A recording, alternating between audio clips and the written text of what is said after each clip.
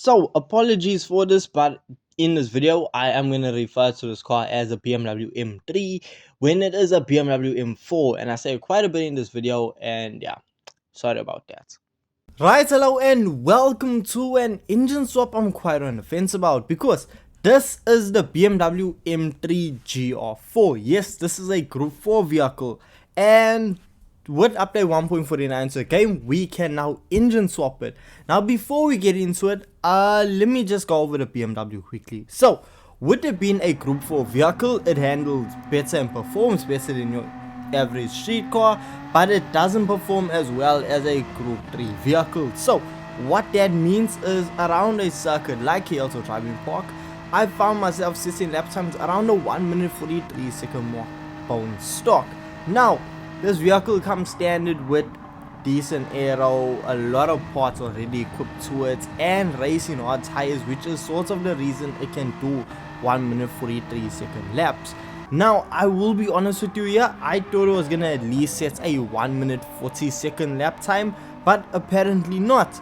Now, I really tried pushing the BMW as hard as possible, but both laps I set a consistent time of a 1 minute 43, which, look, frankly is not that bad. Now, with the vehicle being a Group 4 vehicle, it means it is in the Group 4 category, and when it comes to fuel economy, it is quite decent. Now, compared to other vehicles and events that you will come across, like the WTC 700, which I will be referencing quite a lot in this video, well, this vehicle can do 3 laps of the circuit before it needing to go into pits, averaging lap times around the 4 minute 10 second mark. So look, it can set decent lap times, and it can also be decent on fuel consumption. Like, it's not overly thirsty and it will still get your win. Now, let's say you want a bit more power out of your BMW M4 GR4. So to do that, well, you are gonna want to head on over to the tuning shop, and look, with it being a race car, you don't really have that much options when it comes to upgrading a vehicle. Mainly, you have your transmission, you have changing your tire compound, or you have the addition of slapping on a high RPM turbocharger. So when you do, you are going to be left with 543 brake horsepower and a vehicle that weighs 1,365 kgs. Now, when it comes to visual customization, well, there is none. So back onto circuit, and we see that the BMW is a lot more aggressive. It's a lot more responsive. The power, you can really feel the change or the addition of the extra power through the turbocharger, because now coming down Hills or Driving Park, we are now doing 236 kilometers per hour down the main straightaway. Then when we brake to go around the first corner, the vehicle is still rather planted. Now, at this power range, the BMW isn't sliding all over the place, it's not uncontrollable, and you can set decent lap times. Now, with the vehicle being fully upgraded, we see lap times around the 1 minute 37 mark, which is not bad at all. Now, the drivability of this vehicle, as I said, with it around this power range, the vehicle has just enough power to get down and still have tons of grip. You are not going to be having to fight with the vehicle. You don't really have to stress or think, oh, it's such a handful, I'm struggling. That's not the case with this vehicle. However, if you do want to spice up your BMW, you can put in an engine that I was not expecting, because if we head on over to GT Auto, well, we see that we have an engine swap for 300,000 credits. Now, for 300,000 credits, you can purchase the LS7 out of the Subaru BRZ drift car, which the standard engine without any modifications will leave you with 1,037 brake horsepower. So that's nearly double the standard M4's engine, fully upgraded. So it's gonna be a bit sketchy, I can tell you that now. And the fact that you can still head on over to a tuning shop and add an ultra high RPM turbocharger to this vehicle that will now leave you with 1232 brake horsepower, it's gonna be an absolute handful. And the moment you get behind the wheel of this vehicle, well, it's clear to see that the vehicle is just wanting to light up the rear wheels. It travels up to 300 kilometers per hour and it just feels like it wants to keep going and going and going.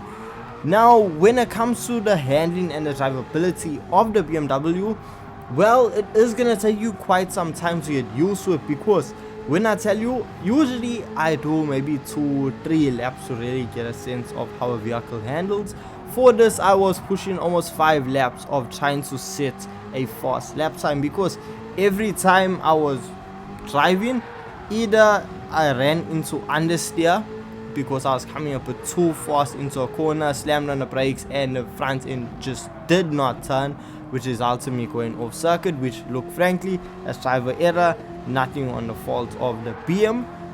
Or secondly, the rear end was just throwing itself all over the place because it could not put the power down, because I was running with no traction control on, with racing softs, max downforce. The vehicle was extremely twitchy, but after doing multiple laps, I was averaging lap times around the 1 minute 35 to 1 minute 37 second mark, which is not impressive at all.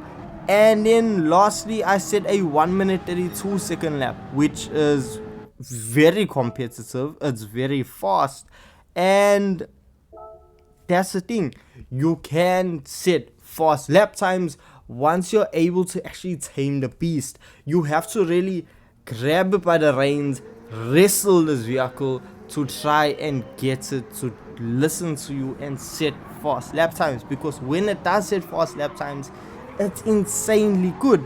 But most of the time, it is a real handful. So if you're looking for very carefree, nothing really that you have to fight, look elsewhere, because with this engine swap, it is extremely violent, but it is also extremely fast. So when you do get it to actually listen to you, the reward is absolutely immense.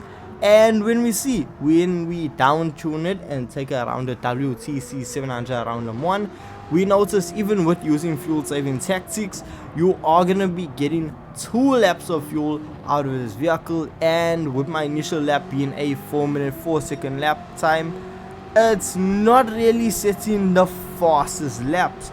Look, coming down the straightaway, you are going to be doing over 310 kilometers per hour, which is quite impressive considering the fact that the vehicle is on fuel map level 6.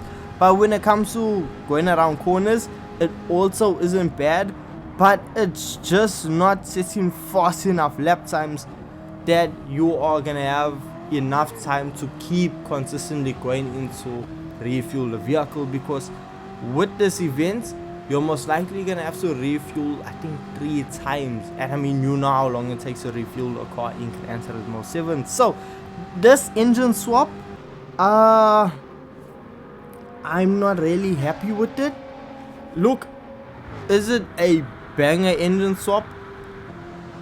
No. What engine swap I would have preferred, in fact, was from the BMW McLaren F1 GTR race car.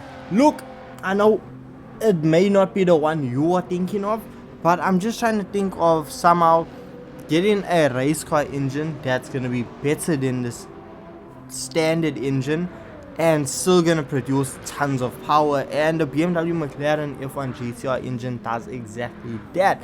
Or we could just look at the BMW M6 or even the BMW Z4 GT3 vehicles, take the engine from there and throw it into the M4 Group 4 vehicle.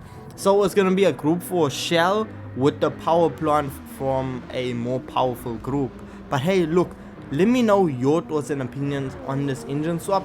As I said, I'm on the fence with it, because yes, it is a lot harder to drive than the standard engine, but it is just so much faster.